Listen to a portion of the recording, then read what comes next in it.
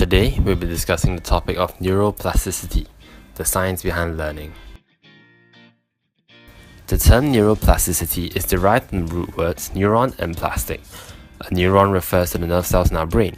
Each individual neural cell is made of an axon, dendrites, and is linked to one another by a small space called the synapse.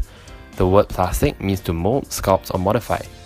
Neuroplasticity refers to the potential that the brain has to reorganize by creating new or reinforce existing neural pathways to adapt as it needs. Essentially, think of it as how malleable your brain is. Neuroplasticity is highest during development of the nervous system, but present throughout life, which is why children learn very quickly compared to adults. Of note is that it increases after nervous injury. Neuroplasticity can be divided into two main types, functional and structural neuroplasticity. Functional plasticity would include homologous area adaptation and map expansion, while structural neuroplasticity can be classified into dendritic and synaptic neuroplasticity. The strengthening or weakening of neural pathways are done through processes known as potentiation and depression.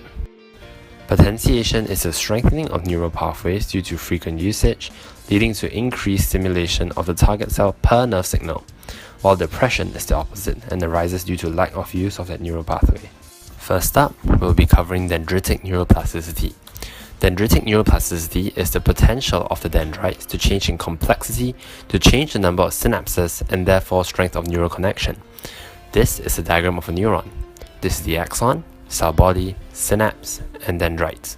So, for example, when this specific neural pathway is frequently fired, we are practicing a certain skill, for example, potentiation occurs, and the physical number of dendrites increase, resulting in more synapses, more connections between the neurons, a stronger nervous signal, and thus a bigger reaction from the postsynaptic neuron.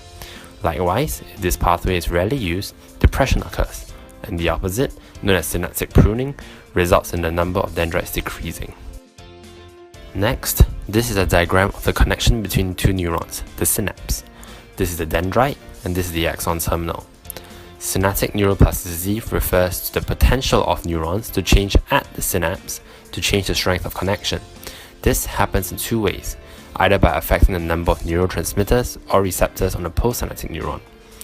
A neurotransmitter is a chemical messenger between one neuron to the other, and during potentiation, the number of neurotransmitters released per action potential is increased, resulting in greater stimulation of the target cell. The number of receptors on the target cell could also increase, resulting in greater amount of stimulation per unit time, since it can capture more neurotransmitters per second.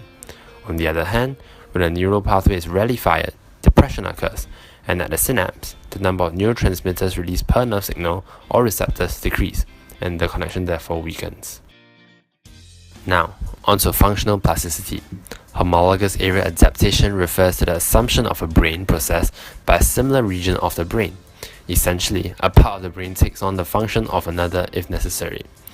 This is most often observed when one suffers a brain injury. For example, if one damages his parietal cortex on his left brain, the right brain will take over to an extent. Map expansion therefore refers to the enlargement of the functional brain region on the basis of use and performance, meaning the more you use a certain part of your brain, the more it enlarges. For example, research has found that students who have been studying memory-intensive content have an enlarged hippocampus, the memory center of the brain, after 3 months. Remarkable. Now that you know what neuroplasticity is, here's how we can use this knowledge in our daily lives. To learn more quickly, we can increase neuroplasticity and make our brain more malleable. There are 3 key points to note in our learning: attitude, practice, and mental rehearsals. Studies have shown that when you're alert, motivated, and engaged, the brain releases chemicals that encourage brain change and increase neuroplasticity, allowing you to learn more quickly and have it last. In other words, stay focused. As initial changes to our brain is temporary, we have to continually practice, and frequently, so that these changes stay permanent, and potentiation continually occurs to strengthen the connections in our brain and improve our skill. This is why they say practice makes perfect. Lastly, neuroplasticity and plasticity-based learning is greatly aided by memory. The brain is changed by an internal mental rehearsal from memory in the same way as it would if you actually carried out the task.